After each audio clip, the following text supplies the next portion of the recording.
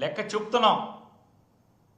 కానీ ఇవాళ ఇప్పటి వరకు సంవత్సరం నిండకుండానే చంద్రబాబు నాయుడు, పవన్ కళ్యాణ్, మోడీ గారు ముగ్గురు కలిసి చేసినటువంటి రాష్ట్రానికి అప్పు 1,47,000 కోట్ల రూపాయలు ఏం చేశారయ్యా అంటే లెక్క లేదు, పత్రం లేదు. చెప్పేవాడు, లెక్క చెప్పేవాడు కూడా లేడు. ఎంతసేపు జగన్మోహన్ రెడ్డి గారిని తిడతాం, జగన్మోహన్ రెడ్డి గారు చెల్లి గురించో, వాళ్ళమ్మగారి గురించో, ఆ కుటుంబ వ్యవహారాలు మాట్లాడటం. అరే ఈ రాష్ట్రానికి ఏం చేశారయ్యా అంటే ఎవడో మాట్లాడు. ఏంటయ్యా అంటే నెల నెల పెన్షన్లు ఇస్తున్నామని చెప్పని చంద్రబాబు. పెన్షన్లు ఎవడన్నా ముఖ్యమంత్రి వెళ్తాడా పెన్షన్ ఇవ్వటానికి? ముసలి వాళ్ళకి, వికలాంగులకి, వితంతువులకి, ఆర్తులకి ఇచ్చే పెన్షన్లు ముఖ్యమంత్రి వెళ్ళి పంచి పెడతాడు. అదో పెద్ద దేశాన్ని ఉద్ధరించే కార్యక్రమం, ఈ రాష్ట్రాన్ని ఉద్ధరించే కార్యక్రమంగా వీళ్ళు జబ్బలు జరుచుకుంటారు. ఇవాళ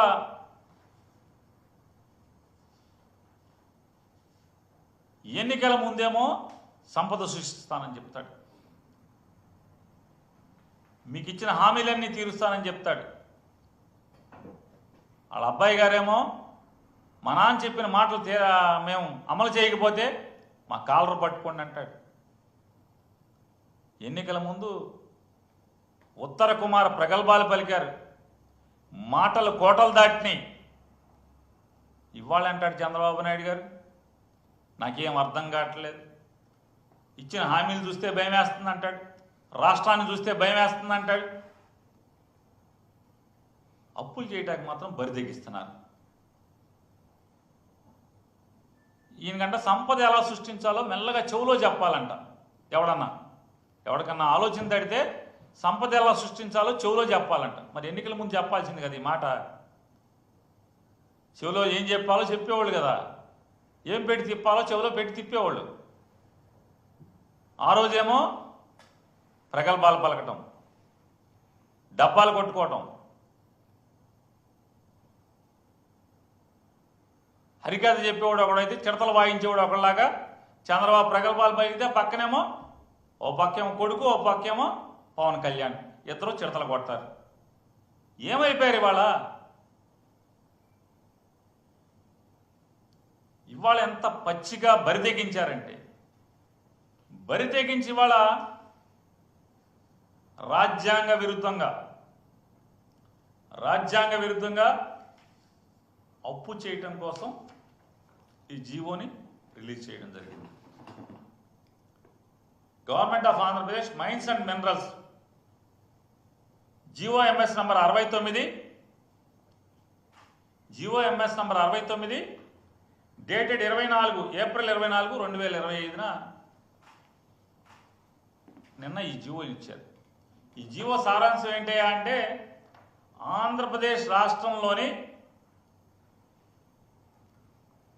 1,91,000 కోట్ల విలువైనటువంటి 436 మైన్స్, 436 గనులు, 1,91,000 కోట్ల రూపాయల విలువైన ఈ గనులు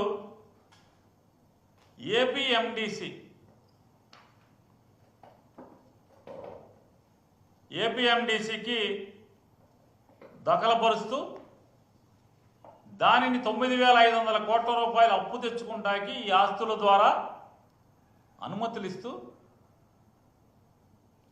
జీవో రిలీజ్ చేశారు. ఈ జీవో రిలీజ్ చేయడం రాజ్యాంగ విరుద్ధమా, అప్పు చేయడం రాజ్యాంగ విరుద్ధమా అంటే జీవో ఇవ్వడం రాజ్యాంగ విరుద్ధం కాదు, అప్పు చేయడం రాజ్యాంగ విరుద్ధం కాదు, కానీ అనైతికం. జగన్మోహన్ రెడ్డి గారు రాబోయే ఆదాయాన్ని చూపించి అప్పులు చేశాడు అని చెప్పి అవాకులు చవాకులు పేలినటువంటి పేపర్లు కానీ టీవీలు కానీ ఒక్కడు నోరెత్తట్లే. ఇవాళ ఆంధ్రప్రదేశ్ రాష్ట్ర ఖనిజాభివృద్ధి సంస్థకి రాబోయే పదులు, అది 10 ఏళ్ళ 20 ఏళ్ళ రేపు మాపో తెలుస్తుంది మనకి. ఈ 9,500 కోట్ల రూపాయలు సుమారుగా 9%, 10%, 12%, ఇంక వడ్డీ కూడా తేలుతుంది రేపో మాపో. ఈ వడ్డీకి అప్పు తేటం అనేది అంటే జగన్మోహన్ రెడ్డి గారు చేస్తేనేమో బూతు, ఈ పసుపు పత్రికలు పసుపు టీవీలన్నీ కూడా గోలగోల చేస్తాయి. పొద్దున ఒక డిబేటు, సాయంత్రం ఒక డిబేట్ పెట్టి ఎవడగాడు వచ్చి అసలు మామూలు మెల్లో కండువాలు, నెత్తి మీద కర్చీపులు, టోపీలు పెట్టుకుని ఇష్టారాజ్యంగా మాట్లాడారు. ఇవాళ పెట్టండి డిబేట్ దీని మీద. ఈ 191,000 కోట్ల రూపాయల విలువైన 436 గనుల యొక్క రాబోయే సంవత్సరాల ఆదాయాన్ని, మైనింగ్ లీజులు కానీ ఇటువంటి దాని మీద వచ్చే వివిధ రాబడులన్నీ కూడా ఒకే అకౌంట్లో, ఒకే బ్యాంక్ అకౌంట్లో జమ చేయాలనేది నిబంధన విధిస్తూ ఈ జీవోని రిలీజ్ చేస్తూ 9,500 కోట్ల రూపాయలు తేవాలి. ఎలా తేవాలంట? ఒకవేళ 6 మాసాల ఇన్స్టాల్మెంట్లు బ్యాంకులో ఏసెట్ పెట్టాలంట. ఏపీఎండిసి 6 మాసాల కట్టాల్సినటువంటి ఈ అప్పుకి 9,500 కోట్ల రూపాయలకి కట్టాల్సినటువంటి వడ్డీ కానీ, ఇన్స్టాల్మెంట్ కానీ, అసల్లోని కొంత మొత్తాన్ని బ్యాంక్ అకౌంట్లో 6 మాసాలకు సరిపడా ఎప్పుడు ఉండాలంట బ్యాంకులో. ఈ 6 మాసాలకు సరిపడా ఎప్పుడు బ్యాంకులో లేకపోయినా